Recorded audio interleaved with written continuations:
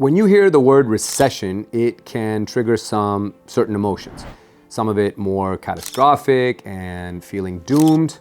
Sometimes it may not feel like much of anything. And the reality is that recessions are not a matter of if they happen, but when. They're cyclical.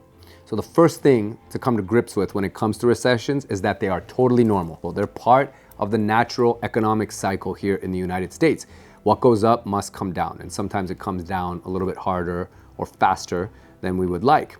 And there is your recession. Economies that run hot from time to time, like we have had here in the US, eventually need to be cooled off. And oftentimes that happens by way of the Fed raising rates to try and pull money out of the system, make things a little bit more expensive, slow down the rate of spending, effectively cool off the economy. But that can also cause a recession if it happens too quickly, because lower growth leads to a recession. By definition, that's what it actually is. It's 2 consecutive quarters of declining economic growth. So by definition, when you have that, you technically have a recession. Now, historically, there's lots of these recessions that have happened that have been very small, and you don't even really feel it unless your industry was actually directly impacted or potentially tied to it. And then there's other recessions like the Great Recession of 2008, 2009, that was widespread and impacted just about every facet of the United States economy.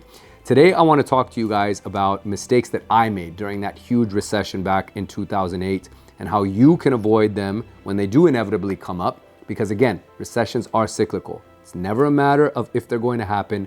It's simply a matter of when. My name is Arjun Dhingra. I am a 22-year mortgage student and veteran and content creator here in the Bay Area. I am the father of 2 beautiful girls, live in Marin County. I'm a 2-time Taekwondo world champion and former Team USA co-head coach. My main mission is to improve financial literacy amongst buyers and consumers out there in the US, while also helping elevate the entire real estate industry to become a better marketer. So if you like these videos and you're watching this now and you're enjoying it so far, please make sure to like it and please make sure to subscribe to this video so that I can also reach more people like you. Okay, continuing on here. First mistake that I made during the last recession was that I was not diversified enough in my actual income. I worked in the mortgage industry, which was pretty much like the Wolf of Wall Street if you've watched that film. Everybody was making money, hand over fist, stupid money in most cases, and everyone was also blowing it just as fast as they were making it. So my income was pretty much derived from the mortgage deals that I was doing for clients around the country, as well as the few rental properties that I had invested into that I was receiving rental income from. But ultimately, when the music stopped, which is exactly what happened in 2008, because housing was starting to go into decline, which ultimately led to bank failures, which ultimately led to the Great Recession, I had no more income because I was just exposed to mainly one area, which was real estate. I tell people that you need at least 3 sources of income, if not 4, to be a millionaire in the long term, but to be able to withstand any sort of economic storm. You basically want to have it set up so that if you had 3 sources of income, and if you were to somehow lose 1 or 2, that the remaining 1 or 2 income sources could keep you afloat. That way you can ride out any storm until you either shift gears in your career, find more solid footing in terms of being able to earn again, or just ride out whatever that economic storm is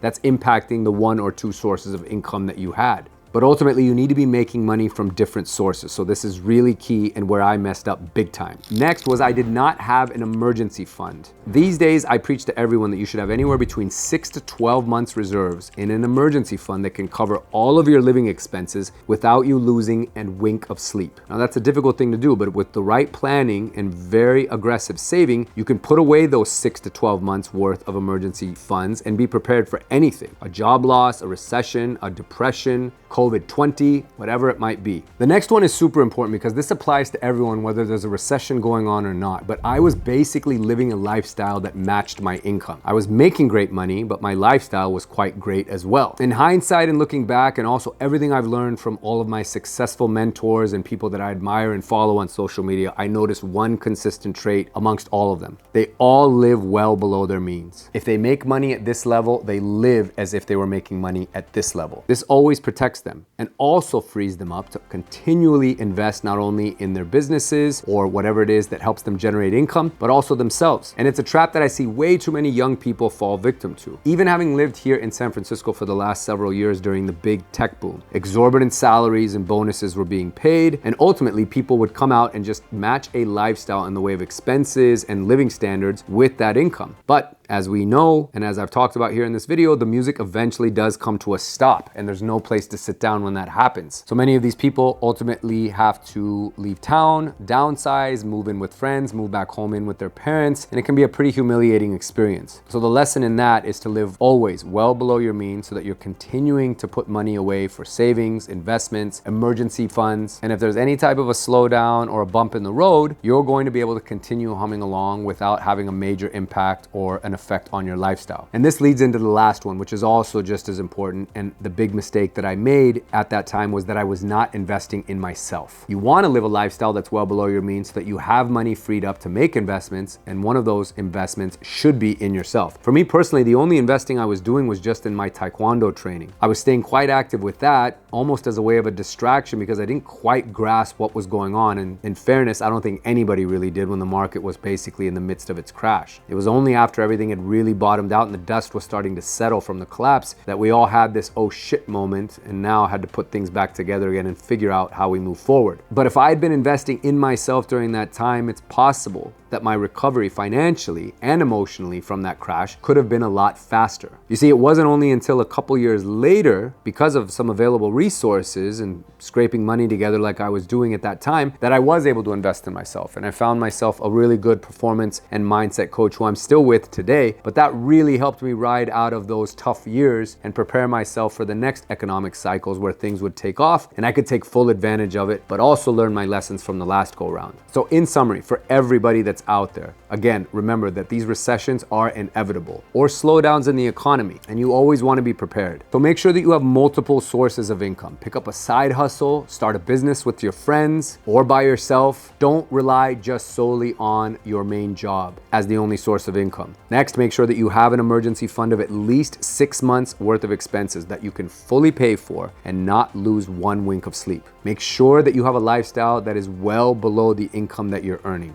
That way you're always safeguarded from any type of a slowdown in the economy. And lastly, with the money that you do have from living that lifestyle that's below your income, make sure you invest in yourself. Invest in coaching, invest in personal development and growth. Invest in becoming smarter and sharper at your craft or other crafts, because that investment will always pay a huge multiple right back to you and is never wasted money. So those are the lessons that I learned, and I hope you can take something away from it so that you are better prepared, maybe not just for any sort of an economic disaster or recession, but just generally speaking from a financial literacy standpoint. I hope you guys enjoyed this video, because I truly believe that if we are more financially literate, we can make better decisions around taking out debt, such as a mortgage, investing in ourselves, or investing towards the future for our families. Again, if you like this video, please make sure you subscribe to this channel. I look forward to seeing you guys on the next one.